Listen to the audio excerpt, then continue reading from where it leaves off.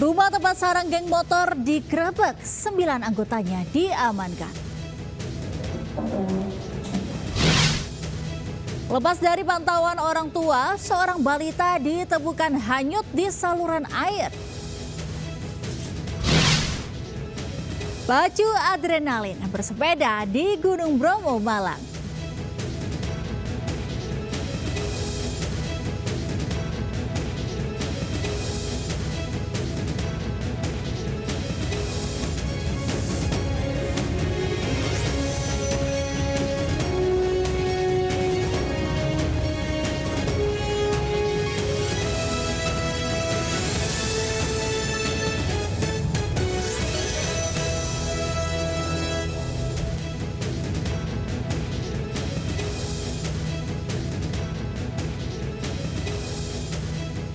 Assalamualaikum warahmatullahi wabarakatuh dan selamat pagi pemirsa. Selain 3 berita tadi, kami juga hadir dengan beragam informasi menarik lainnya.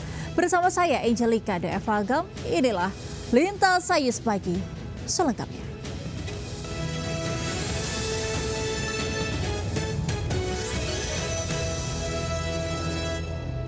Kita ke informasi pertama. Pemirsa, warga dan polisi menggerebek 9 anggota geng motor di sebuah rumah kontrakan di Tangerang, Banten.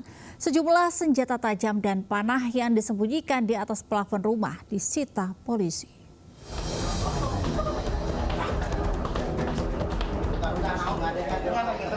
Warga Kecamatan Sindang Jaya, Kabupaten Tangerang, Banten menggerebek rumah kontrakan yang dijadikan tempat berkumpul anggota geng motor.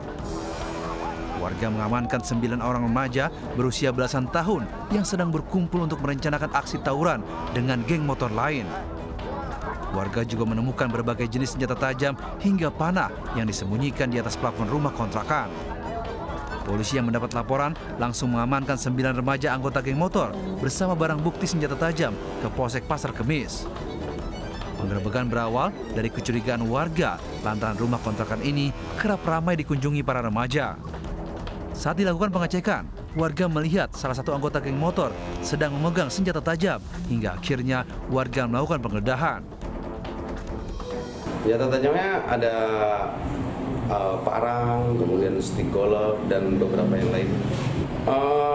Sudah dilakukan pemeriksaan, kemudian kita panggil orang tuanya, kemudian kita pulangkan, rencana akan kita lakukan pembinaan.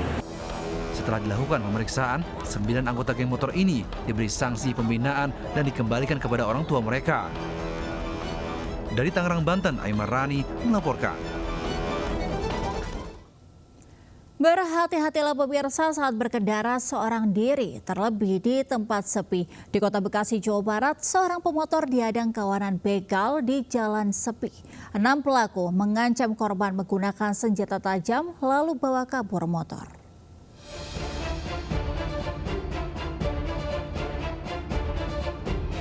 Dari rekaman kamera CCTV yang terpasang di sebuah toko di Jalan Letnan Jenderal Suprapto, Kelurahan Cimuning, Kecamatan Mustika Jaya, Kota Bekasi, Jawa Barat, terlihat kawanan begal bersenjata tajam merampas sepeda motor seorang pengendara.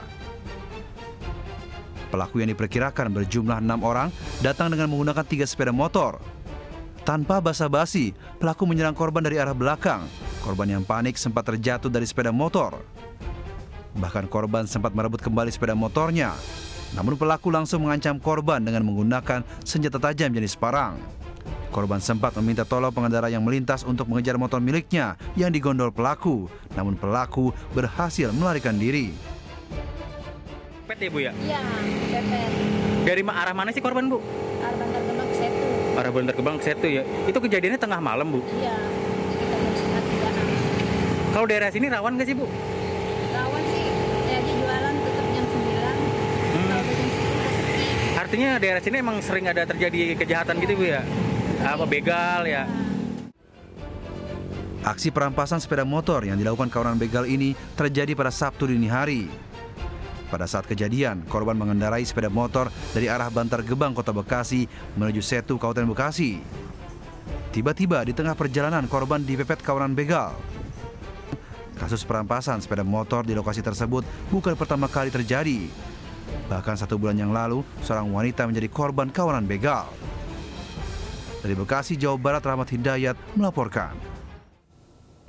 Puluhan perempuan di Sukabumi, Jawa Barat menjadi korban penipuan arisan dan investasi bodong hingga rugi ratusan juta rupiah. Tak terima, para korban melaporkan kejadian ke pihak kepolisian.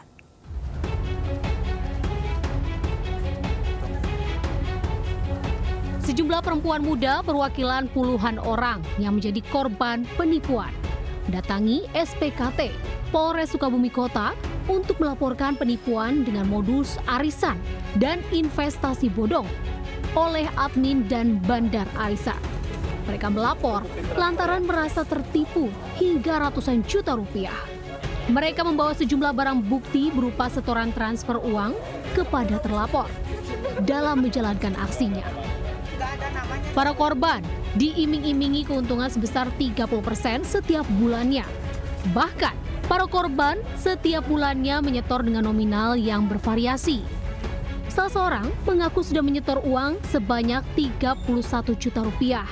Bahkan sempat menerima keuntungan sebesar 7 juta rupiah. Namun, sejak Oktober, keuntungan tersebut tidak pernah diterimanya lagi. Kerugian saya ini mencapai 31 juta. Sempat menerima dari 30% tersebut sebelumnya? Iya, sempat menerima. Berapa teh yang diterima teh? Yang terima kalau ditotalin itu kena 7 jutaan sih. Itu tiap bulan atau seperti apa? Tiap bulan masuk. 31 juta itu total kerugian dari yang arisan dan talang.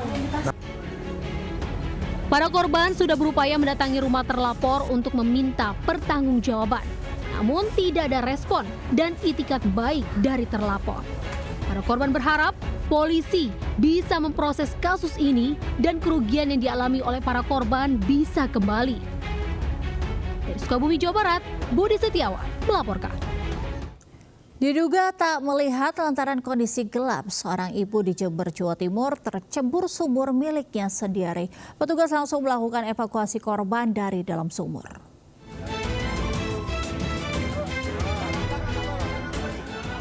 Tim Basarnas Jember berjibaku mengevakuasi seorang ibu rumah tangga, Sumiati, 45 tahun, warga desa Suren, Ledokombo, Jember, Jawa Timur. Sumiati tercebur ke dalam sumur dengan kedalaman 12 meter dan ketinggian air 1,3 meter. Diduga Sumiati tidak melihat sumur saat hendak ke belakang rumahnya karena kondisi gelap. Setelah mendapat laporan dari warga, tim SAR menggunakan peralatan khusus masuk dalam sumur. Namun diameter sumur yang sempit membuat evakuasi sempat terkendala. Tim SAR pun meletakkan tabung oksigen untuk membantu jalan pernafasan. Korban sempat mengalami hipotermia karena kedinginan terendam di dalam air. Beruntung nyawa korban berhasil diselamatkan dengan penanganan cepat. Kita mengalami kendala karena diameter sumur terlalu sempit, jadi itu menghambat untuk evakuasi. Jadi yang seharusnya tabung EJBA itu berada di punggung, kita alihkan ke di atasnya kepala penolong. Sumiati berhasil dievakuasi, kemudian dirujuk ke puskesmas setempat guna mendapatkan perawatan medis. Dari Jember, Jawa Timur, Bambang Sugiarto Ayus melaporkan. Melaju kencang saat berkendara dengan kondisi mengantuk, sebuah mobil minibus menabrak mobil yang tengah terparkir hingga terguling di Jalan Selipi Palmerah, Jakarta Barat. Akibat kecelakaan, kemacetan panjang pun tak terhindarkan.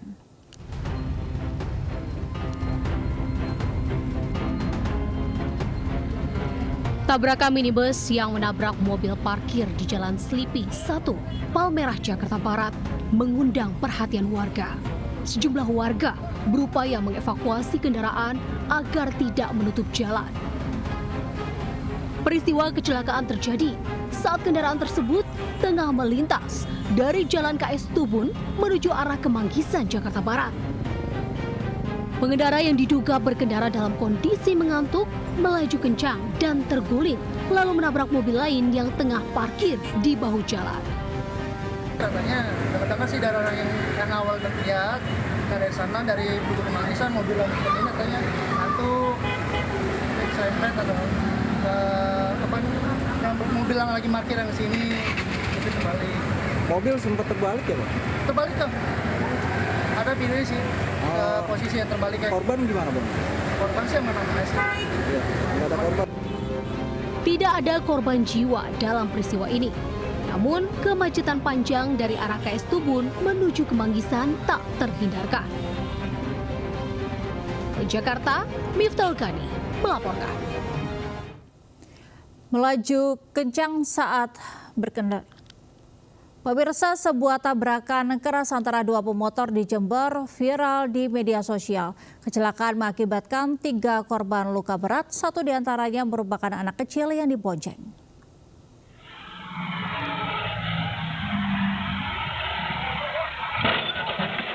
Inilah rekaman video dari kamera pengawas milik warga yang merekam detik-detik tabrakan maut antara 2 motor di Jalan Supriyadi, Jember, Jawa Timur. Sebuah motor yang melaju dari arah kota Jember di mana seorang bapak membonceng istrinya dan anak kecil yang diduga putranya di bagian depan berhenti di tengah jalan raya karena hendak berbelok kanan untuk menuju ke seberang jalan. Sementara dari arah berlawanan muncul motor lain dengan kecepatan tinggi. Saat hendak berbelok, motor dari arah berlawanan menabrak suami istri berikut anaknya itu hingga terpental. Warga yang mengetahui kejadian langsung menolong korban untuk selanjutnya dirujuk ke puskesmas terdekat.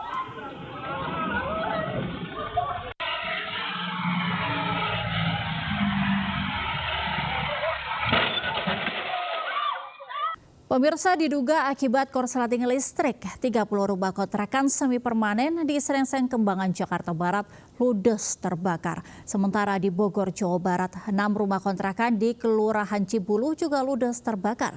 Penyebab kebakaran diduga penghuni kontrakan membakar obat nyamuk saat tertidur.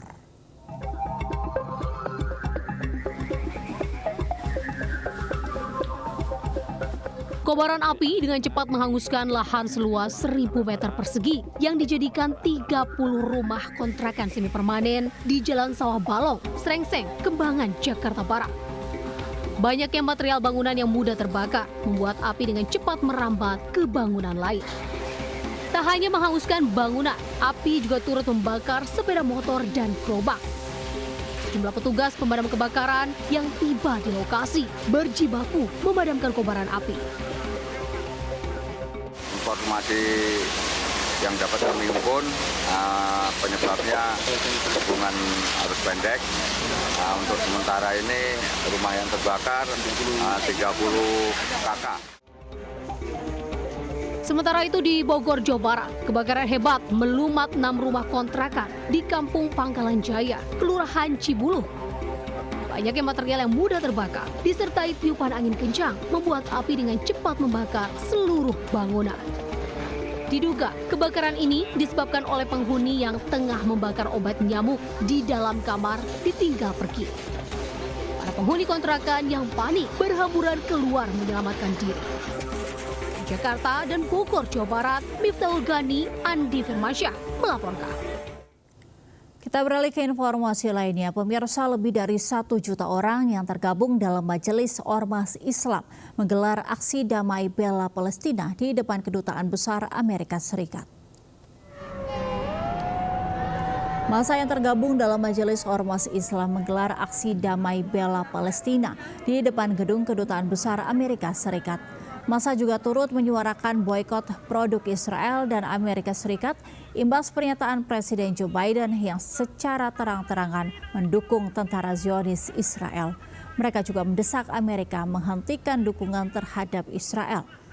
Pimpinan Pusat Persatuan Islam sekaligus juru bicara Majelis Ormas Islam, Muhammad Faisal, menyebut kejadian yang terjadi di Palestina bukanlah perang, melainkan genosida.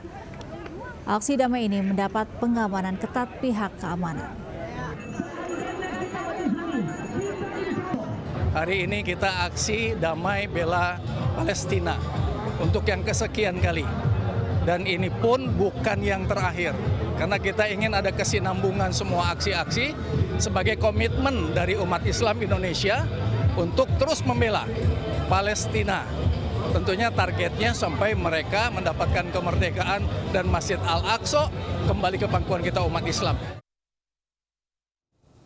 Pemirsa, tingginya animo masyarakat Jakarta yang ingin merayakan libur panjang Natal dan Tahun Baru keluar kota membuat tiket kereta api jarak jauh untuk keberangkatan mendekati hari H telah laku terjual. Mengantisipasi terjadinya lonjakan penumpang selama momen Nataru, PT KAI Daob 1 Jakarta menyediakan 174 kereta tambahan dengan total keseluruhan mencapai 1.308 perjalanan kereta api.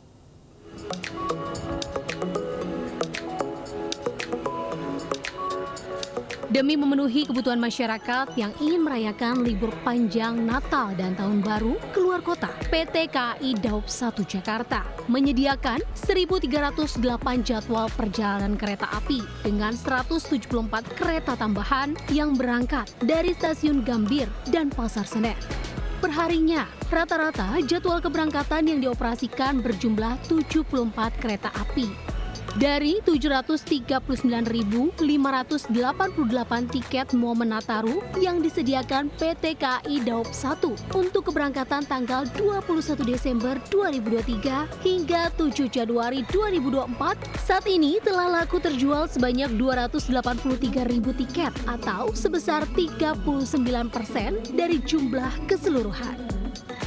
Penjualan tiket dari tanggal 21 Desember 2023 hingga tanggal 7 Januari 2024, kapasitas yang telah disediakan sekitar 739.588 seat.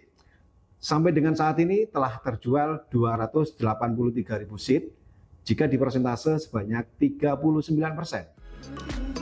Dari data PT KAI Daob 1 Jakarta, para calon penumpang paling banyak dengan tujuan sejumlah kota besar di Jawa Tengah, Jawa Barat, Jawa Timur, dan Yogyakarta.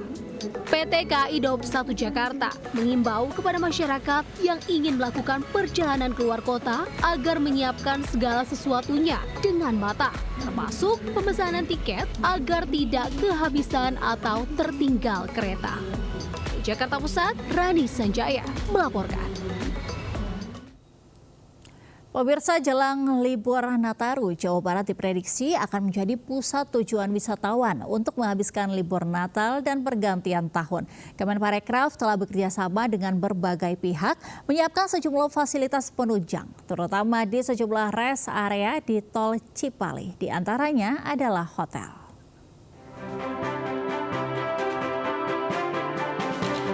Menparekraf Sandiaga Uno melihat langsung sejumlah fasilitas penunjang di kawasan Tol Cipali Majalengka, Jawa Barat, jelang libur Nataru.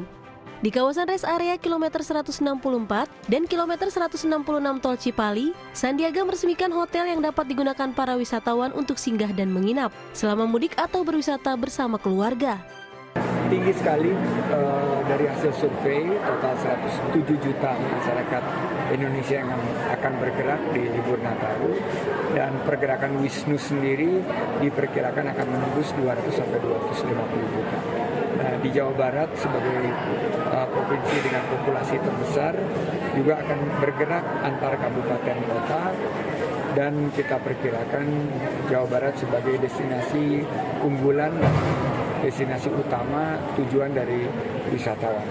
Sementara di Kabupaten Bandung Barat, Sandiaga juga meninjau kesiapan stasiun kereta cepat Hus Padalarang dalam menyambut para wisatawan di libur Nataru.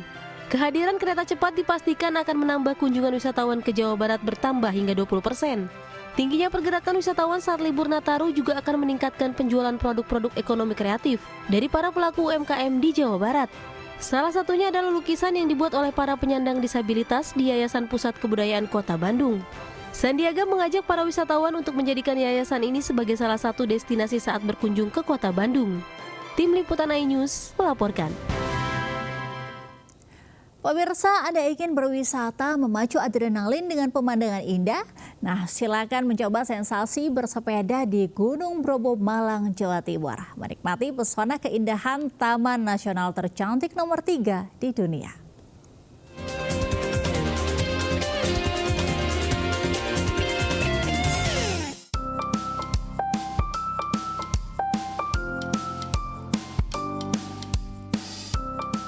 Seru, menyenangkan, dan tak terlupakan.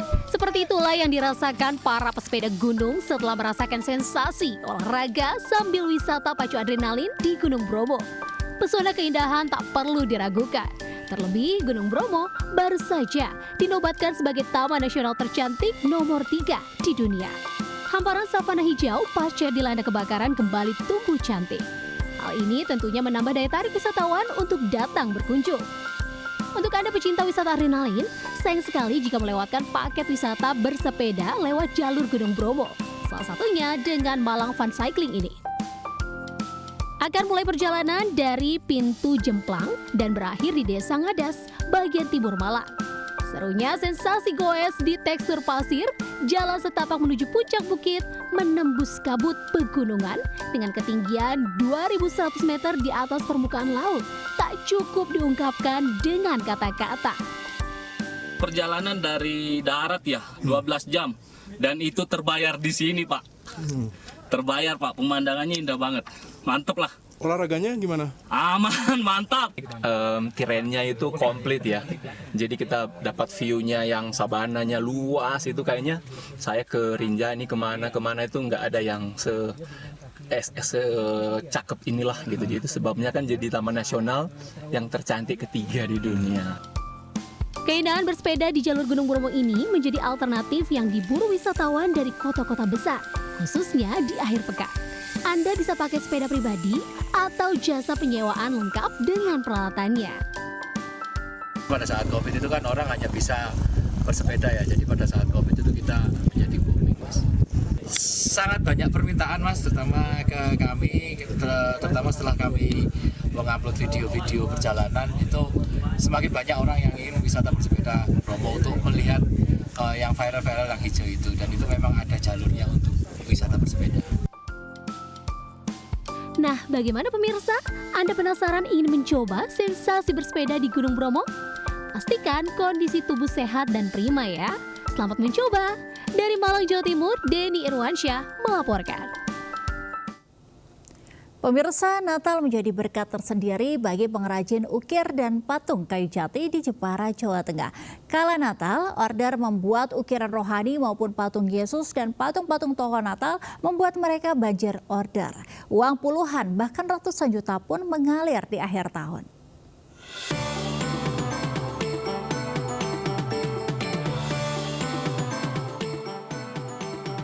Suara gerinda maupun pukulan kayu tak pernah berhenti terdengar di Desa Mulyoharjo, Jepara, Jawa Tengah.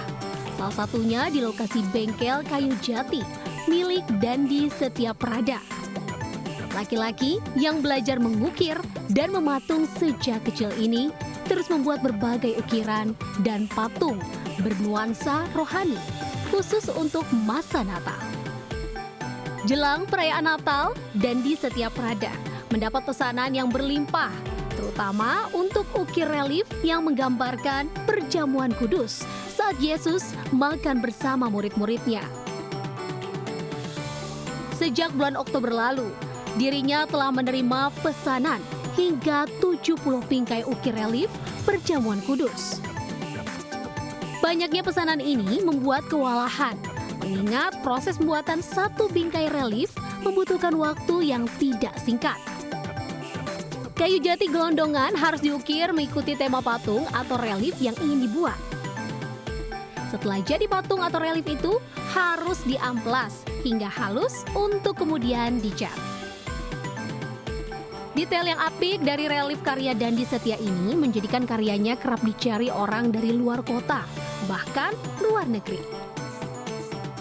Tahun ini pesanan cukup banyak ini, dari bulan Oktober sampai Desember ini, khusus perjamuan kudus ini yang relief seperti ini, itu ada pesanan 70 pieces-an. Iya, sangat kewalahan. Ini udah harus sampai semua ini sebelum Natalan ini. Untuk harga, Dandi Setiaprada mematok harga sesuai ukuran dan tingkat kerumitan. Seperti relief perjamuan kudus dijual dari harga Rp7 juta hingga Rp55 juta. Mimbar altar dijual dari harga Rp15 juta hingga Rp45 juta.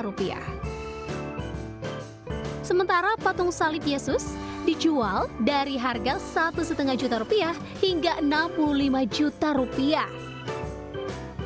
Pendapatannya bisa mencapai ratusan juta rupiah jelang Natal seperti sekarang ini. Dari Jepara, Jawa Tengah, Alif Sutarto melaporkan.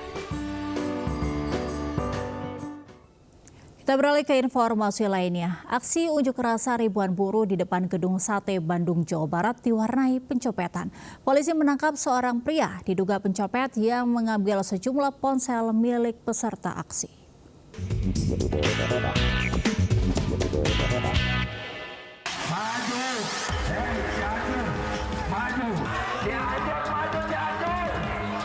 Ribuan buruh mengepung Gedung Sate Bandung terkait penetapan upah.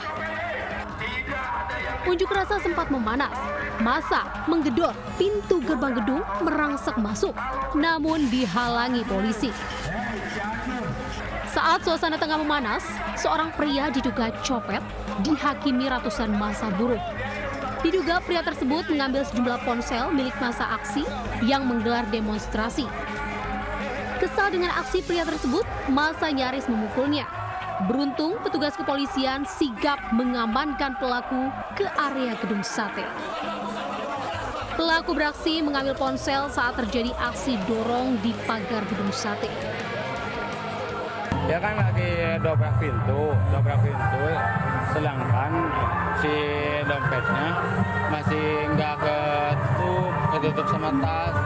Pas udah dobrak, pas udah dibubarin polisi, HP udah gak ada. Pas dari teman, ada yang bilang copet-copet, sama teman juga hilang pas saya nyamperin. Petugas kepolisian langsung mengamankan terduga pelaku untuk dilakukan penyelidikan lebih lanjut. Dari Bandung, Ervan David melaporkan. Pemirsa, kehadiran Cawapres nomor urut 3 Mahfud MD ke Pondok Pesantren Sirna Miskin Bandung, Jawa Barat disambut hangat kalangan pesantren. Ketua DPP Partai Perindo Bidang Keagamaan Abdul Kholik menyebut Mahfud MD merupakan figur yang ditunggu masyarakat akan prinsipnya dalam membangun demokrasi yang baik di Indonesia dan harus mengikuti hati nurani. Sambutan hangat dan meriah mewarnai kedatangan Cawapres nomor urut 3 Mahfud MD saat tiba di Pondok Pesantren Sirna Miskin Bandung, Jawa Barat, Sabtu lalu. Para santri antusias melantunkan sholawat menambah kemeriahan penyambutan Mahfud MD. Ketua DPP Partai Perindo Bidang Keagamaan Abdul Kholik menyebut Mahfud MD merupakan sosok figur yang ditunggu oleh masyarakat.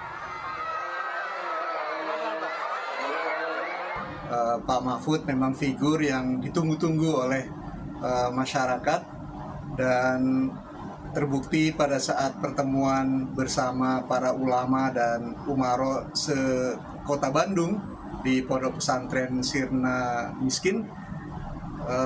Mereka sangat luar biasa menggandrungi dan kemudian menanti apa yang disampaikan oleh Pak Mahfud. Dan pada saat Pak Mahfud memulai orasi juga sangat baik karena memang yang disampaikan oleh Pak Mahfud adalah hal-hal yang terkait dengan bagaimana membangun satu budaya demokrasi yang baik di Indonesia. Pemirsa, peringatan Hari HIV/AIDS sedunia menjadi momentum bagi DPP Pemuda Perindo untuk memberikan edukasi terkait bahaya penyakit mematikan ini kepada masyarakat, terutama bagi generasi muda. Edukasi ini menjadi bukti dan komitmen Partai Perindo dalam mengawal generasi emas Indonesia mendatang.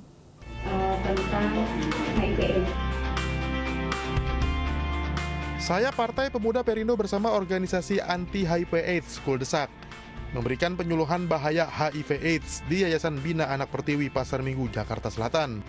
Edukasi bahaya HIV/AIDS ini merupakan salah satu program Partai Perindo untuk mengedukasi masyarakat, salah satunya generasi muda agar tidak terpapar penyakit berbahaya tersebut. Menurut saya ini sangat penting karena apa? Karena sekarang meningkat sekali ya kasus HIV ini, dan kadang-kadang ibu-ibu yang di rumah pun yang nggak pernah kemana-mana mereka tertular. Karena apa? Karena laki-lakinya jajan di luar. Nah itu yang makanya kita harus kasih edukasi ke mereka. Oh, ini sangat penting ke depan karena negara ini kan anak-anak mereka semua akan menerus bangsa ini, mereka semua akan menerus Indonesia ini ke depan lebih maju. Jangan sampai anak muda sekarang ini yang menerus kita semua ini jadi jalan yang salah, mereka kemana jadi pergaulan yang salah karena kita tahu modernisasi ini sudah sangat maju. Sementara itu di Sukabumi, Jawa Barat, Caleg DPR RI Dapil 4 Jawa Barat Indra Utama meresmikan posko pemenangan untuk menampung aspirasi warga. Manfaatkan dan kita merasa terpanggil ya bahwa Sukabumi harus lebih baik 5 tahun ke depan lagi untuk bisa memaksimalkan pembangunan fisik ya dan pembangunan sumber daya manusianya. Dalam kegiatan ini, Partai Perindo juga memberikan santunan kepada anak yatim piatu dan bantuan karpet dan cat kepada warga sekitar, serta memberikan bantuan modal dan pembinaan kepada pelaku UMKM. Tim Liputan iNews melaporkan. Puluhan orang alami keracunan usai konsumsi siomay di acara arisan RT. Nantikan informasinya di Lintas iNews Pagi.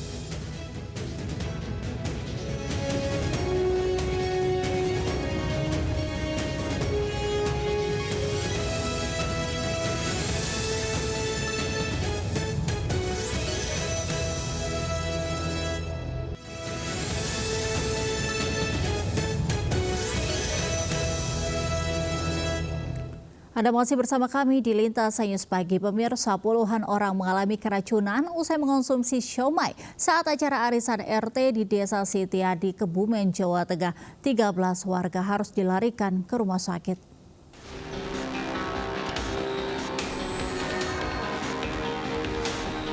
Keracunan massal menimpa sebagian warga RT 0102 Desa Setiadi, Kecamatan Puring, Kebumen, Jawa Tengah usai mengonsumsi somai saat arisan di rumah salah seorang warga.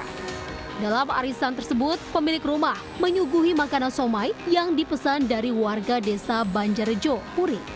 Usai mengonsumsi somai, beberapa jam kemudian 23 warga mengeluhkan mual, muntah, dan juga diare. Mereka kemudian memeriksakan diri ke puskesmas Minggu pagi. Dari jumlah tersebut, 13 orang dirujuk ke 2 rumah sakit berbeda untuk mendapatkan perawatan. Malamnya makan itu, paginya dia diare. Langsung diare itu gitu? Iya, diare, sorenya dia mulai demam, terus panas terus, malamnya terus muntah. Tim Inafis Polres Kebumen Minggu siang telah mengambil sampel dari pembuatan somai di rumah pedagang yang menerima pesanan. Sampel makanan kemudian diuji di laboratorium untuk mengetahui penyebab terjadinya keracunan massal. Dari Kebumen, Jawa Tengah, Johartoyo melaporkan. Pemirsa, calon Presiden Capres nomor urut 3 Ganjar Pranowo menyambangi Pondok Pesantren Darussalam Timur di Desa Gunung Piring, Magelang, Jawa Tengah Minggu siang. Selain berdoa, Ganjar juga berdialog dengan warga.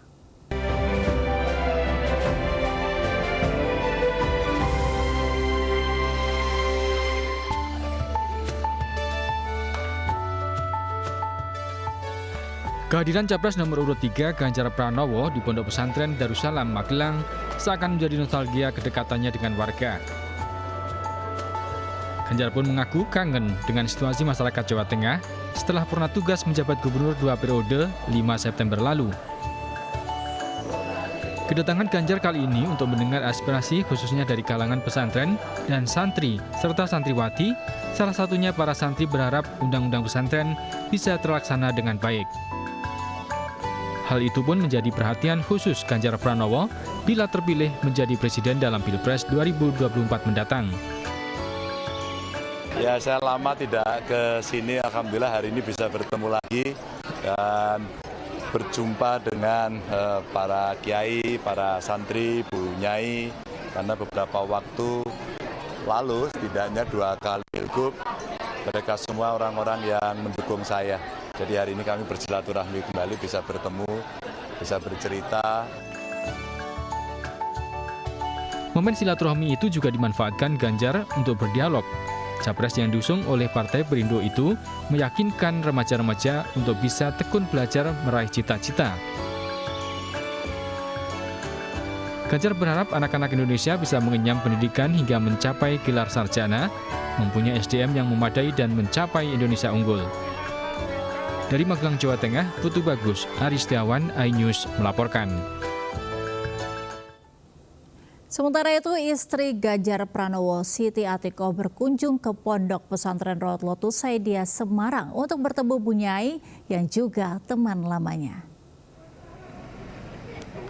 Dalam safari politik di Jawa Tengah, Siti Atiko Ganjar menyempatkan diri untuk mengunjungi Pondok Pesantren Raut Lotus Saidiah Semarang.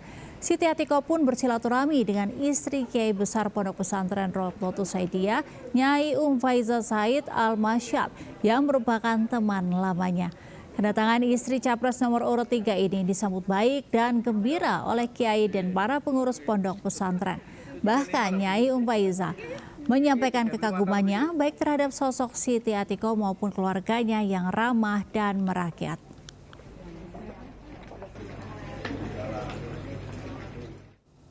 Sementara itu, calon wakil presiden nomor urut 3 Mahfud MD memberikan orasi ilmiah di hadapan ribuan mahasiswa calon wisudawan Universitas Negeri Padang.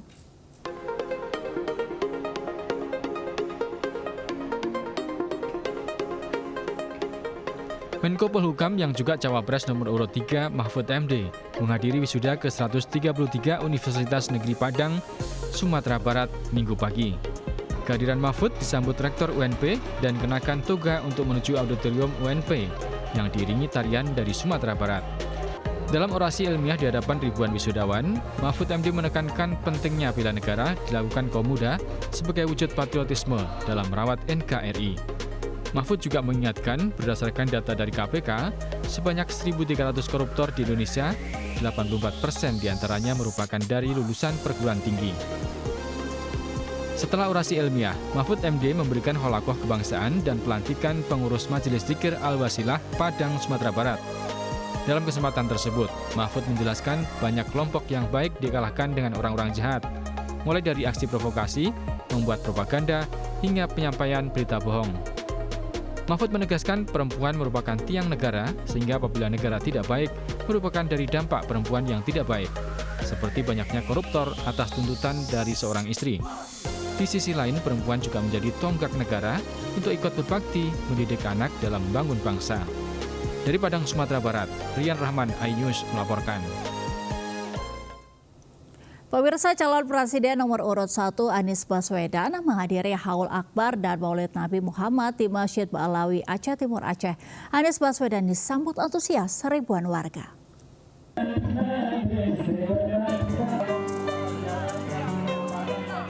Ribuan warga berdesakan menyambut kedatangan calon presiden Anies Baswedan di Aceh Timur, Aceh Minggu siang. Capres nomor urut 1 ini langsung disambut sejumlah ulama karismatik Aceh, termasuk Abu Mudi Samalanga. Dalam orasi politiknya, Anies berjanji akan membawa keadilan untuk Indonesia dan khususnya Aceh. Mengingat orang Aceh telah berjasa dalam membawa perubahan bagi Indonesia. Dia menyaksikan yang zalim, mereka yang tak pernah dia menyaksikan ketidakadilan, mereka yang selalu memperjuangkan untuk menghadirkan keadilan. Karena itu kami datang ke tempat ini dengan rasa syukur. Insya Allah kita akan bersama-sama meneruskan perjuangan orang-orang tua kita di Aceh dulu. Menurut Anies, keadilan baru terwujud dengan memegang kekuasaan. Usai orasi, agenda dilanjutkan dengan deklarasi untuk mendukung Capres dan Cawapres Anies Baswedan Muhaimin Iskandar. Dari Aceh Timur, Ismail Abda, iNews melaporkan. Pemirsa, Capres nomor urut 2 Prabowo Subianto berziarah ke makam Bung Karno di Kota Blitar. Di hadapan pusara Presiden pertama, Prabowo memanjatkan doa. Sementara Cawapres Gibran Raka Buming Raka berkampanye ke Singkawang, Kalimantan Barat setelah sehari sebelumnya berkunjung ke Balikpapan.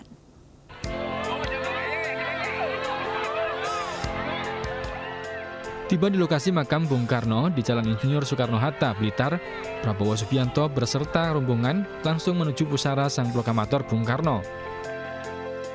Prabowo dan rombongan langsung berdoa untuk kebaikan mendiang arwah Presiden pertama Indonesia. Prabowo datang ke makam Bung Karno didampingi sejumlah petinggi partai koalisi pengusung Capres-Cawapres nomor urut 2. Salah satunya Ketua Umum Partai Demokrat Agus Harimurti Yudhoyono. Selain mendoakan arwah Bung Karno, Prabowo juga berdoa untuk kelancaran dan kemenangan dalam Pilpres 2024.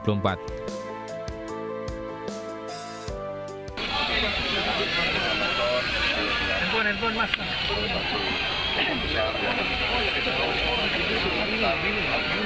Bu, ibu jangan gitu bu. Belakang ada orang bu.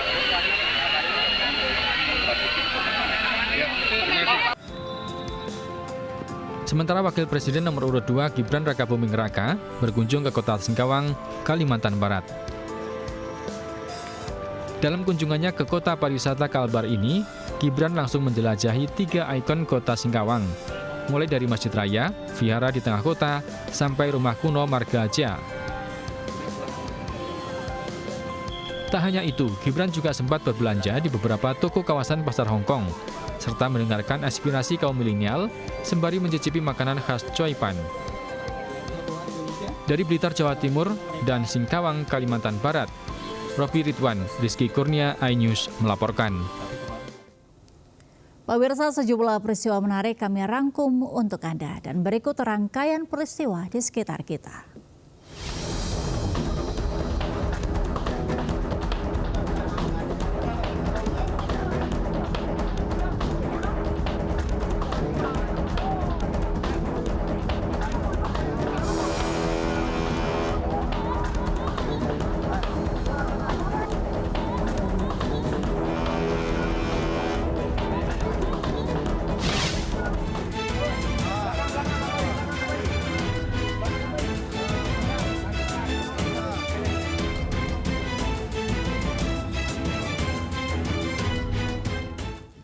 Ya pemirsa, informasi tadi sekaligus menutup Lintas Sains pagi hari ini. Saya Angelika Diavagam. Selamat pagi, selamat beraktivitas. Wassalamualaikum warahmatullahi wabarakatuh.